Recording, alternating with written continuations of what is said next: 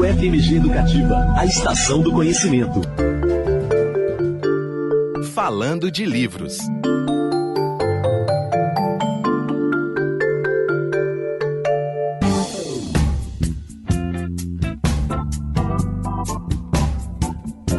Nove horas e 16 minutos. Bom dia, eu sou Michele Bruck. Nós estamos de volta com o Universo Literário e a escritora, dançarina e pintora Zelda Fitzgerald entrou para a história como parte do casal literário mais célebre da década de 1920.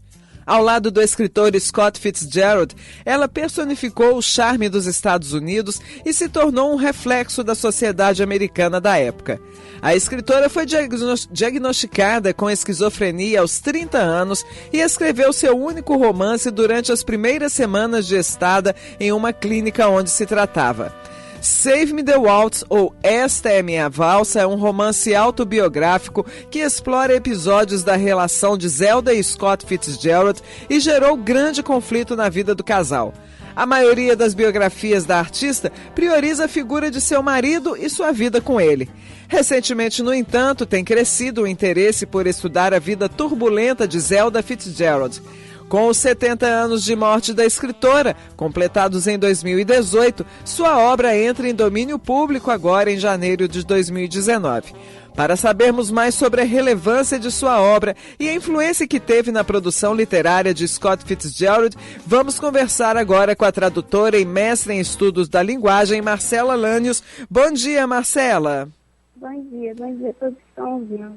Muito obrigada pela sua participação, é um prazer falar com você no Universo Literário, viu?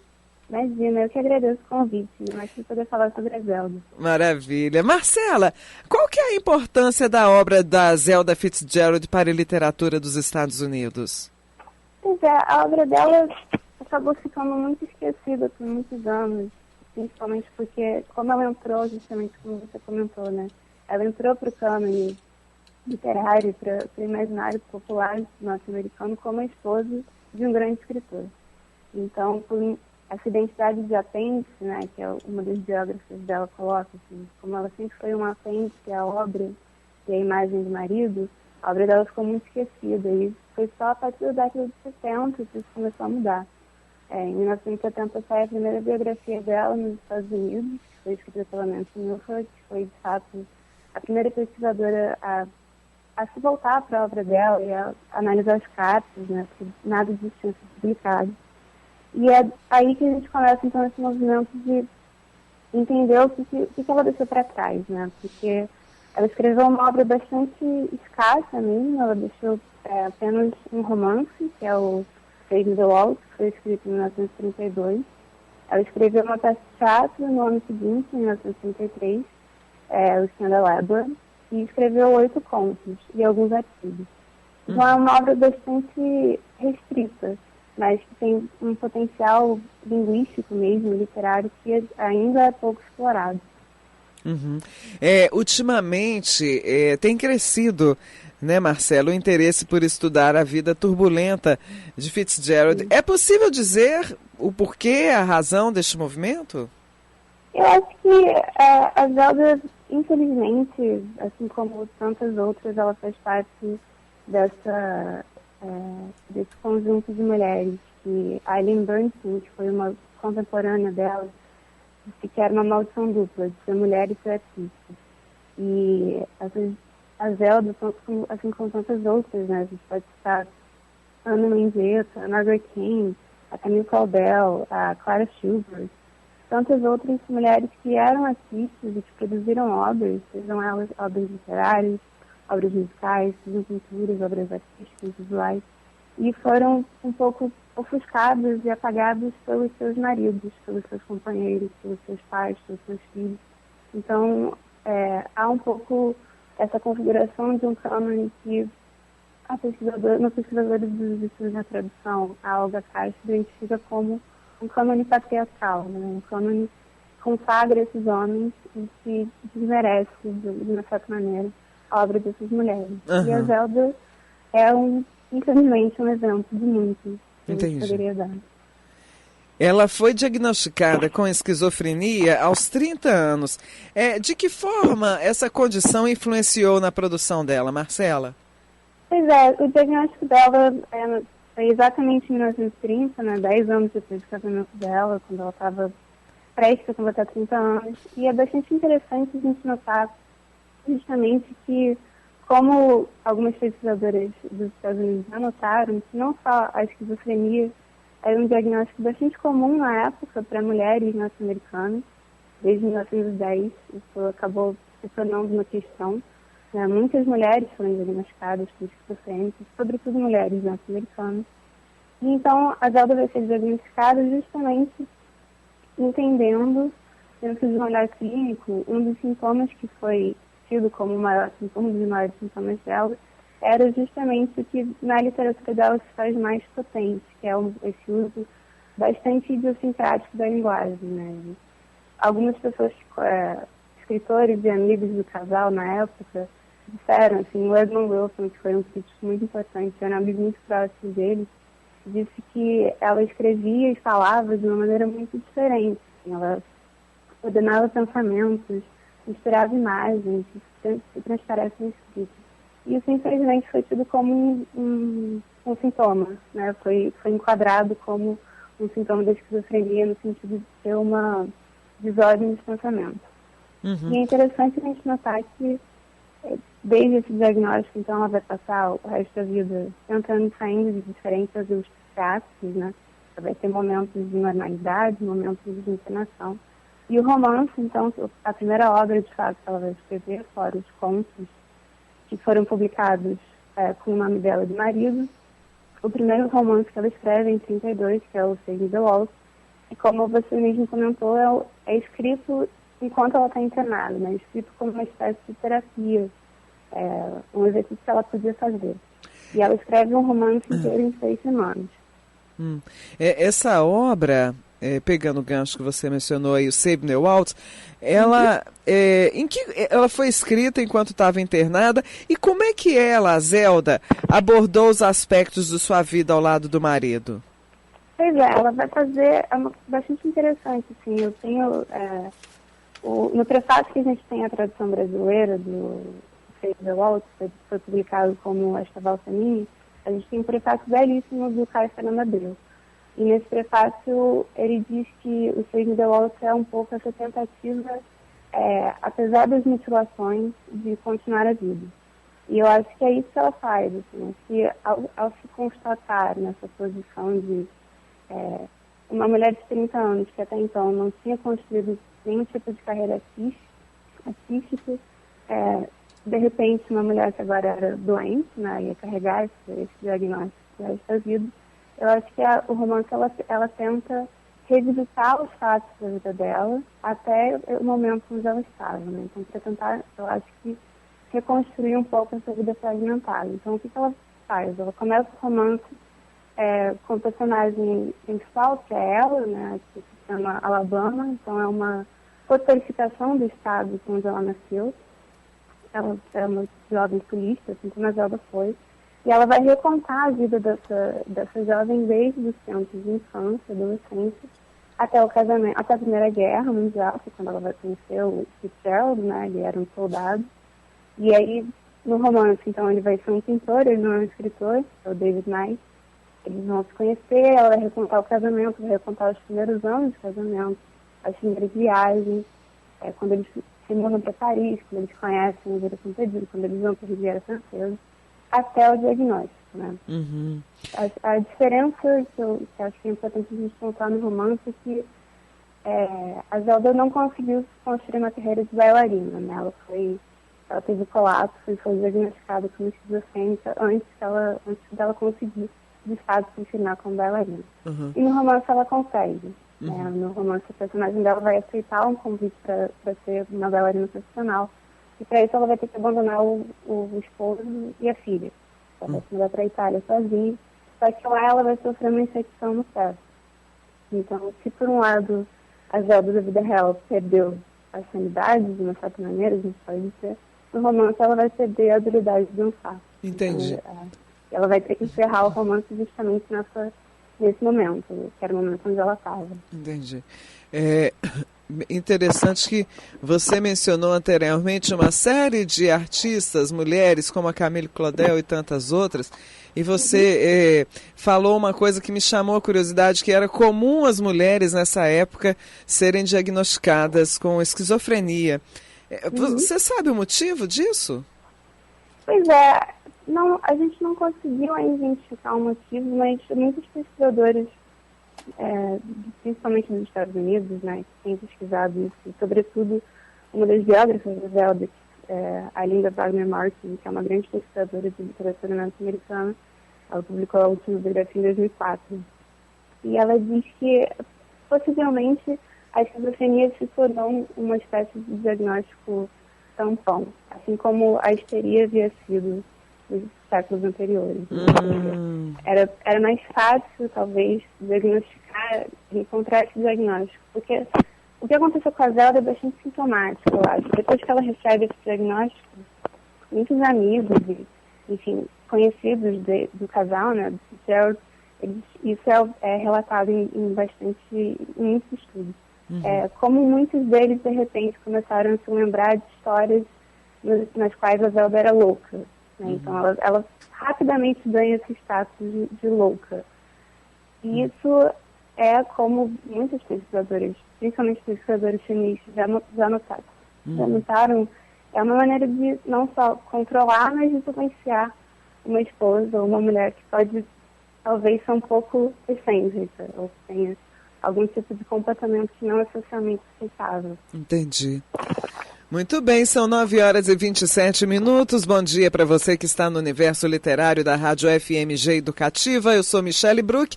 Nós estamos conversando com a tradutora e mestre em estudos da linguagem Marcela Lanius sobre a vida e obra de Zelda Fitzgerald. Eu estou falando seu nome certo, Marcela? Marcela Lanius. Lanius? Isso. Então tá, a Marcela Lanius, viu, gente? Desculpa, Marcela. Imagino. Marcela, como é que a Zelda alcançou tanta notoriedade, mesmo tendo publicado apenas um livro? Pois é, a questão do romance em si é interessante porque ele tem uma história de publicação bastante complexa. E a gente só foi descobrir depois da morte deles, né? Porque esse romance que ela escreveu desencadeou uma briga terrível entre os dois. Foi uma ruptura muito forte no casamento deles.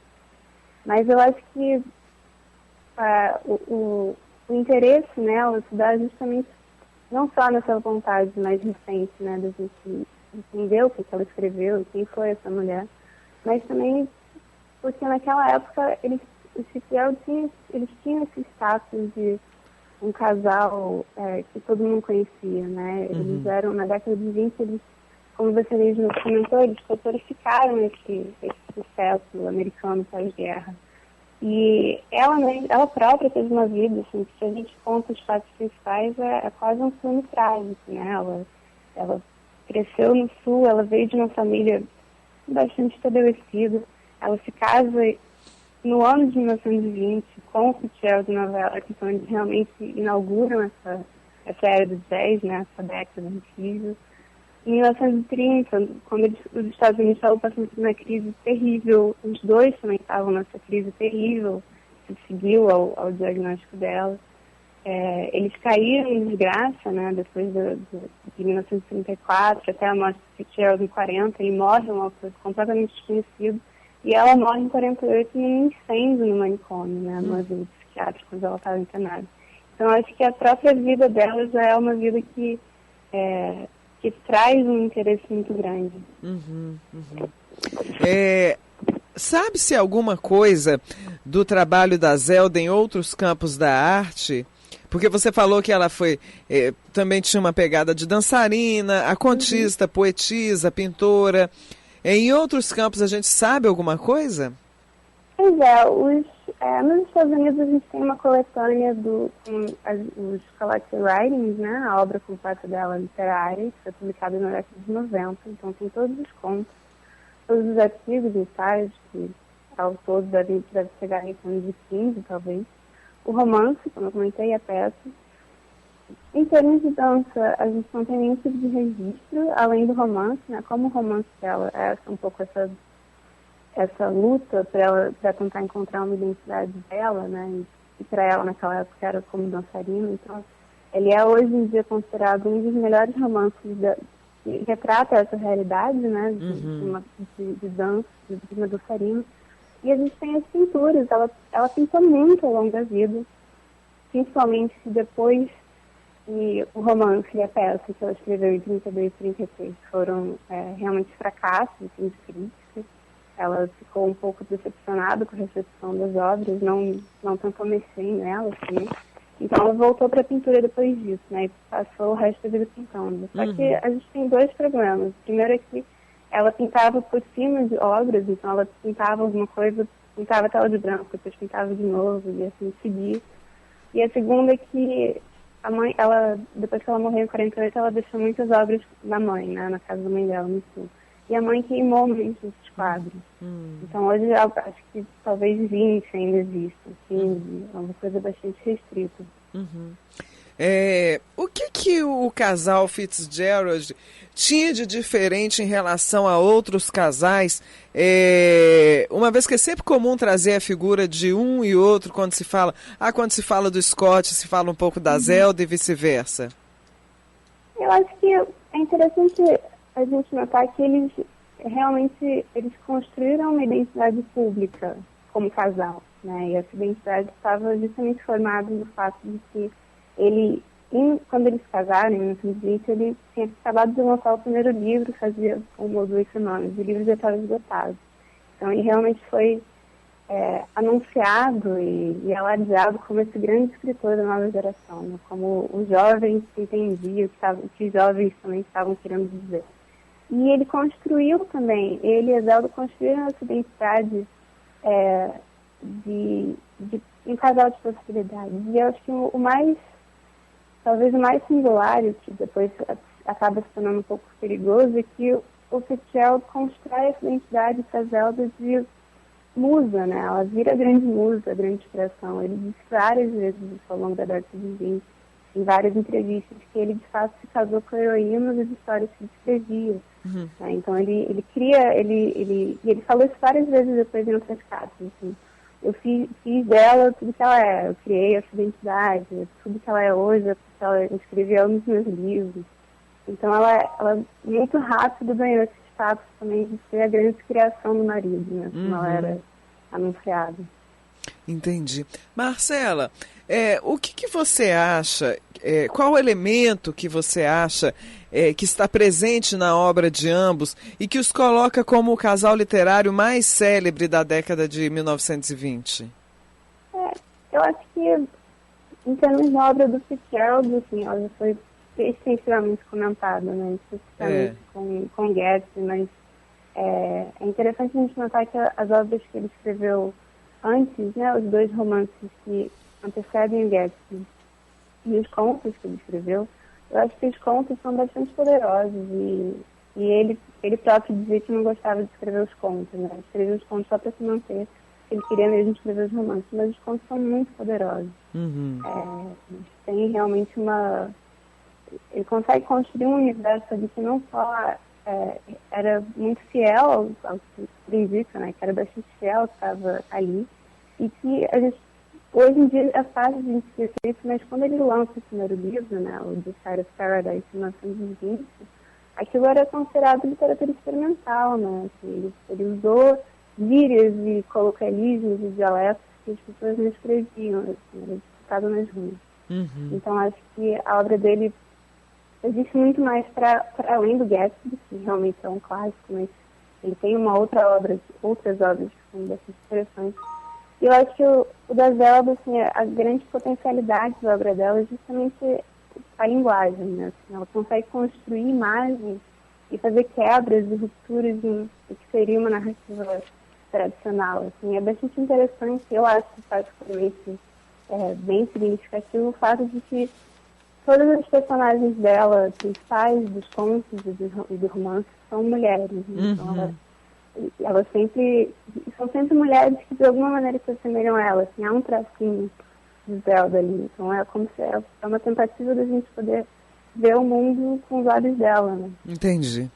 Maravilha. Marcela, mais uma vez eu gostaria de agradecer a sua presença aqui no Universo Literário. Parabéns pelo trabalho que você desenvolve. Sucesso sempre na sua carreira. E eu gostaria de lembrar que o nosso microfone está sempre aberto para as suas novidades, tá bom? Obrigada, eu que agradeço a oportunidade de poder falar com vocês. Valeu, Marcela. Um beijo grande, boa semana, viu? Tchau, para você também. Tchau, tchau. Muito bem, acabamos de conversar com a tradutora e mestre em estudos da linguagem Marcela Lanius sobre a obra de Zelda Fitzgerald. Apesar de fazer parte do casal literário mais célebre da década de 1920, Fitzgerald publicou apenas um romance em vida, o Save Me the Waltz, Esta Valsa é Minha. Com 70 anos de morte da escritora, completados em 2018, sua obra original, em inglês, entra em domínio público agora em janeiro de 2019. No Brasil, a tradução de Esta Valsa é Minha é da Companhia das Letras e pode ser encontrado no site companhiadasletras.com.br. companhiadasletras.com.br. Muito bem, esse foi nosso bate-papo de hoje. Falando de livros.